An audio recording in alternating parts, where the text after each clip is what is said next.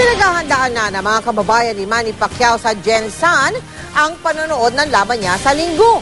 Ang nanay naman niyang si Aling Junicia, kumpiyansang si Pacman ang mananalo sa laban. Nakatutok si Claire Delfin. Ito na po, nakarating na.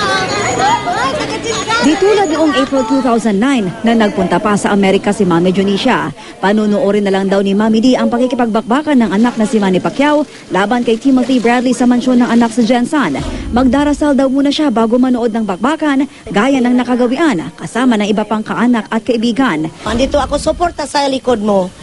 Ang ibigay ko lang suporta sa iyo ang pagmamahal at pagdasal. Magpe-prayer vigil na rin daw si Mami D sa bahay niya hanggang Linggo. Hindi rin daw siya kinakabahan sa laban ng kanyang anak at kumpiyansa siyang mananalo ito. Mensahe niya kay Manny. Good luck sa laban mo. Manalo ka, Manny. Manalo ka. Andito ako. Diyan ang Diyos nga Ama magbigay ng lakas sa katawan niyo. Simula noong birthday ni Mami D, nasa bahay na niya si Master Tom, isang faith healer na umano'y nagpagaling daw sa sakit niya noon. Laging puno ang bahay ni Mami D dahil sa mga gustong magpagamot ng iba't ibang sakit.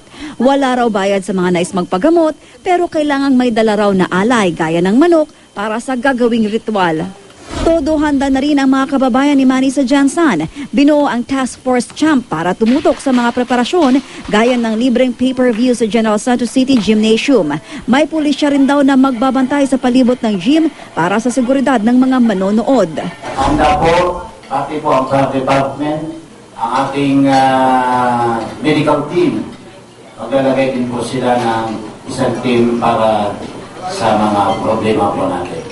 Claire Delfin, Nakatutok, 24 Oras.